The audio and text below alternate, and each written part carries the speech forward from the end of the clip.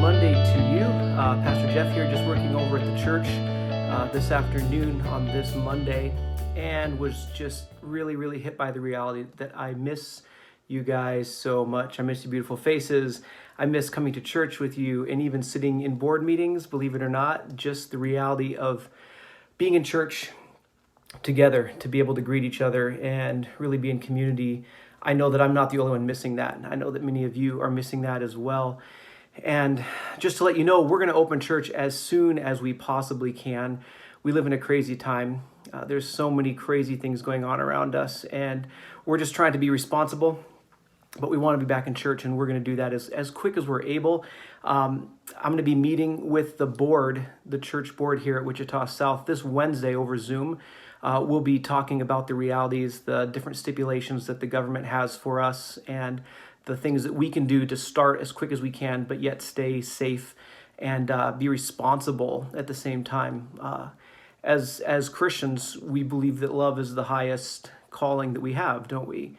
And that requires us to think about others, not just ourselves. So we're going to open as quick as we can, but we want to do it in the best way possible. So just to let you know that, after this Wednesday, we'll be able to let you know a little more details about what the church board has decided moving forward. But I don't want to get your hopes up too much. Kansas has restricted the number of groups to 10 people still for the next few weeks. So we're not going to be meeting within the next 2 weeks, maybe even 3 weeks. But as I've kind of reiterated a couple times, we're not dragging our feet. We want to be together, and as quick as we can do that, we'll do it. So we'll kind of keep you up to date, up to speed on what we're doing here and working that out. But we're still kind of stuck in this crazy time. I just want to kind of send out a word to you of encouragement every Monday morning. I'm gonna call it Monday motions, right? Going through those motions on Monday, whatever that might be for us. Those of us who have jobs still, we're grateful for that. We might be working at home or in the office under some different circumstances. For people like my beautiful wife, Whitney, she was already stuck at home with our baby. So her motions to start a week are the same as they were before. And it's a very tiring cycle for those moms out there, or stay-at-home dads, I know. If you've got a job, if you've lost work and you're trying to just stay sane and kind of keep going through some motions to keep your life in track, whatever it might be, I just want to kind of meet with you digitally on Monday mornings and just share a word of encouragement. Today, I want to ask us basically this question: what are we doing? How are we moving into our week?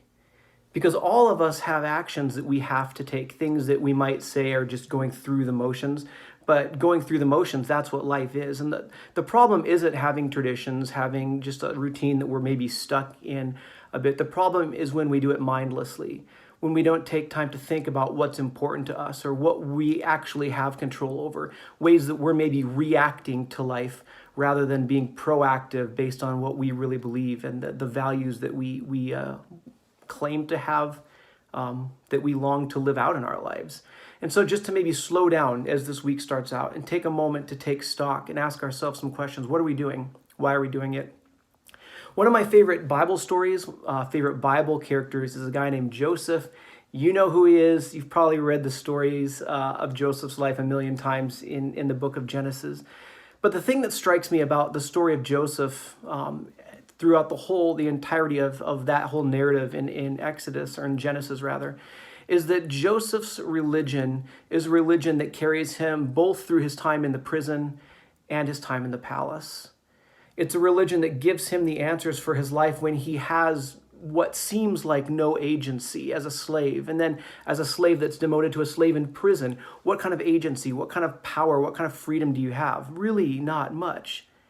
And yet his religion gives him the agency, the power to make choices that bring about blessings not only in his life, but the lives of the people around him. And then when he ends up in the palace, his religion doesn't cease to have meaning. It's not just the religion of slaves and the broken down and the outcast. It's for those of us that find ourselves in those places. But yet it's also a religion that follows us into our greatest joys and pleasures and successes. It's a religion that transcends failure and success in the lines that we kind of draw in life. It fills all time and space because God is the God that transcends all time and space. The Bible says that he was before all things. And so Joseph, when we look at his story, that as he finds himself in prison, in total failure, his values still push him and drive him and allow him to live the life that he longs to live. And when he gets to the palace, he brings a blessing that stretches even farther than when he was locked up behind bars and locked into that status as a slave. So wherever you find yourself today along that spectrum with this crazy life we live in, right? This COVID-19 life, you might find yourself feeling a lack of agency, a lack of ability to maybe respond positively to the situation you're in. You may be locked in the house with the same people for a little too long, right? I know a lot of pastors are seeing a major uptick in kind of family struggles they're having to counsel people through. There's nothing wrong with that, but it's just the reality that many of us are facing 6-7 weeks stuck at home with the stress and the strain and the not being able to know what the future might hold a day or a week ahead of time. All the disappointments we're facing, losses of trips, losses of income, losses of goals and things that we had, or for students, the loss of a trip, big trips, big things at the end of school. So many things have been disappointing for so many people. We find ourselves at work maybe extra stressed, or without work and financially stressed, whatever it might be, wherever you find yourself today. The religion of God, the religion of Yahweh, of Jesus Christ, is a religion that transcends all of that. And I love this prayer. It's called the Prayer of St. Francis. And just for those of you kind of people who like the details, it's not probably a prayer St. Francis wrote, which is too bad because he's a cool guy. You go read about him. He loved animals. And so do I. So I feel some camaraderie with him. But his prayer, the Prayer of St. Francis, I'd encourage you to go and read it. Find it online. There's a lot of beautiful songs that have been written to these lyrics, and maybe look that up on YouTube. But I want to read you these lyrics, read you these words to this prayer, the Prayer of St. Francis, because I think it gives us a little bit of a check as we come into this week, as we start this Monday, maybe finish out this Monday as you're watching this, and get going in this week, these motions that we're taking, to realize that we have power, we have agency, we have choice to live out a religion that follows us to the palace or the prison. And this is what it says. The prayer says, Lord, make me an instrument of your peace. Where there is hatred, let me sow love. Where there is injury, pardon. Where there is doubt, faith. Where there is despair, hope. Where there is darkness, light. Where there is sadness, joy. O divine Master, grant that I may not so much seek to be consoled as to console, to be understood as to understand, to be loved as to love. For it is in giving that we receive. It's in pardoning that we are pardoned. And it's in dying that we are born to eternal life. Amen.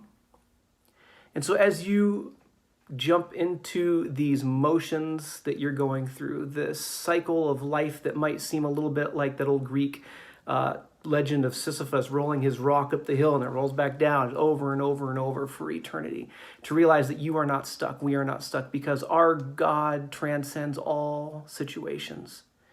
And may you not just react to life around you, but may you reach out and push back against hatred and injury and doubt and despair and darkness and sadness.